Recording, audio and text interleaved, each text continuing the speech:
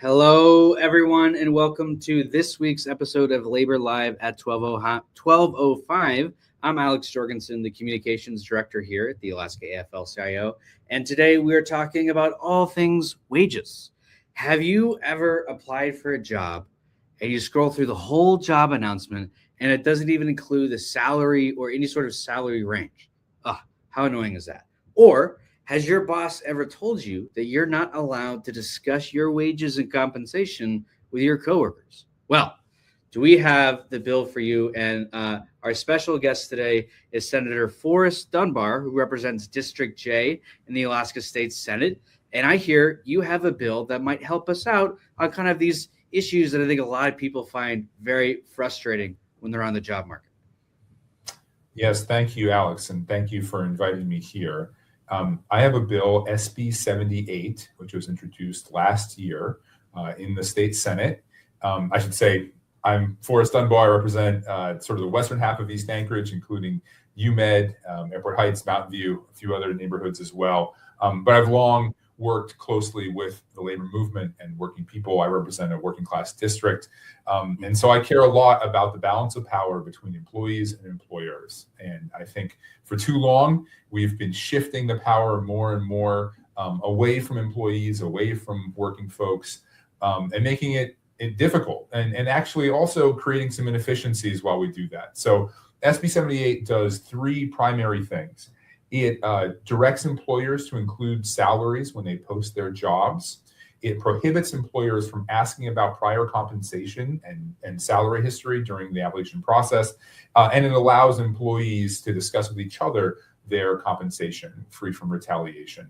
And I think that all three of those elements are important, right? And I think especially for young folks these days, many have gone through this really frustrating experience where you start to interview for a job and you go down the road with an employer, maybe even do multiple interviews. And then they get to the end and they give you an offer and you're like, well, this is not enough. I mean, if I had known going in that this is what you were going to offer me, we could have saved a lot of time because I wouldn't have applied for this job, you know? Right. And so I think in that way, it promotes and not just improves the power dynamic, it also promotes efficiency. The other two, prohibiting folks from asking your previous salary history, that is because, again, there's these asymmetries of information and power. And we've seen that has been used basically they know how much that they are willing to offer you, but once they find out that you've worked for less, they'll lower that offer under what they can, frankly, they could have afforded to pay you more and they're choosing not to. And then the last one, as I think you've noted before, that there are federal protections against retaliation between people discussing their compensation. We know that sometimes employers, and look, I'm not trying to demonize all employers. Most employers, good people, do things the right way, treat their employees with respect, but we know that there are bad actors out there. And some employers keep folks in sort of silos. And because when they do that, they can reduce certain folks' compensation. So there is a federal law that prevents you from being retaliated against if you discuss your compensation. However, first of all, I have some questions about enforcement at the federal level. And second, I would rather Alaska not rely on the continued existence of that statute. I'd like it to exist in our law as well. Yeah, no, I think that's really important because I think we're learning, well, I hate to say we're learning now more than ever, but it's just been such a chaotic year and a couple months. But yeah, we can't always rely on the federal government to prosecute, different federal laws that we deem to be important to the same degree that we think they should be, right? So I think empowering the state to take action against people who are violating workers' rights on the job, that is such an important, I think, a component of this bill. Yeah, and I'll say, I came at this very much from that worker-centric sort of pro-employee a view or aspect. But there was a version of this bill, almost identical, that passed the state house a number of years ago that was actually sponsored by Representative Liz Snyder before she chose not to run for re-election. And she had some family issues, and so she left the legislature. But she did a very good job getting it through the state house. And it unfortunately did get through the state Senate. And now I'm sponsoring it on the state Senate side. But I'll say what she surfaced. And what some advocates have talked to me about as well is there are also important sort of gender dynamics in this bill. That is, we've all heard about the pay gap, and particularly the prohibition on discussing wages has historically been used to hold down the wages of women, and other groups, but mostly women. Right. And it's funny because that wasn't initially why I introduced the bill. For me, it was sort of a broader labor conversation. But as we have moved forward with the bill, that has been a lot of the support. Is there are these artificial decreases or deflationary pressures on the wages of women, and this bill is a small step towards alleviating that. Yeah, and I'm really glad you mentioned that aspect, because that actually didn't really jump out at me at first either. But that tool of employers of you have two employees doing the exact same job, doing the exact same work in the exact same way with the exact same quality, and yet one of them might be maybe you've paid them $3 more an hour because you like them better, or because for whatever other reason. And the only way to kind of maintain that control in the past had been, you can't talk about your wages, because that's how once they find out, of course, they're going to be upset. Why am I getting paid $3 less an hour for doing the exact same work? So that's such a empowering, I think, move for workers. But, we have a lot of people at home that are probably really, passionate about this issue. How can they kind of get involved in this process? And maybe what are the next steps for Senate Bill 78?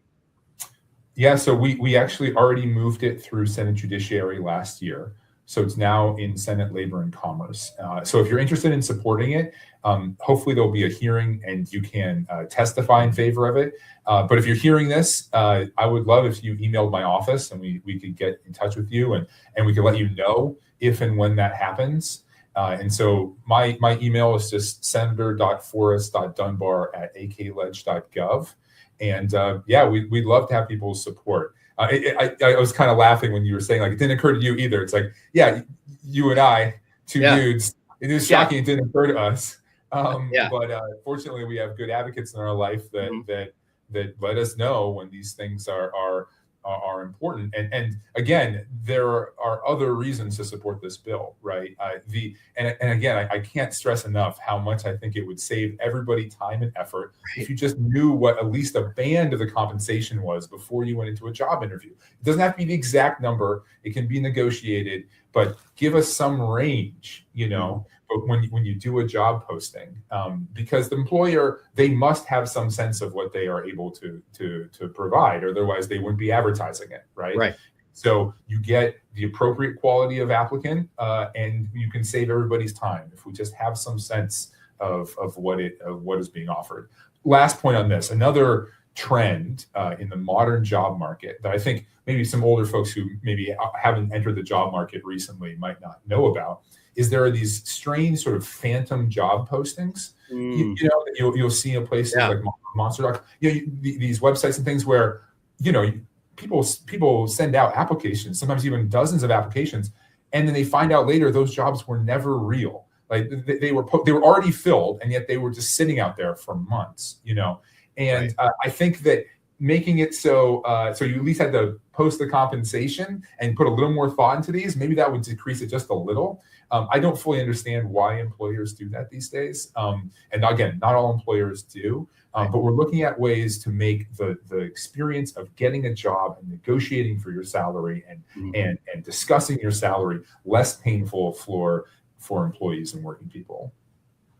Well, Senator, I want to thank you so much for coming on the program, sharing this common sense bill to fix issues that really impact the lives of everyday working Alaskans. So thank you for coming on, but also thank you for all the work you do on behalf of Alaska's working families and fighting for the working class every day in the Alaska legislature. So we appreciate that. And for the folks who subscribe to the Labor Lowdown, we will make sure that whenever this bill gets scheduled for a hearing, we're going to put it in our email and we'll make sure everyone's notified so we can get people out and testify in support of this bill. But again, Senator Dunbar, thank you so much for coming on. Thank you, Alex, and thank you for the work that's being done by the AFL-CIO.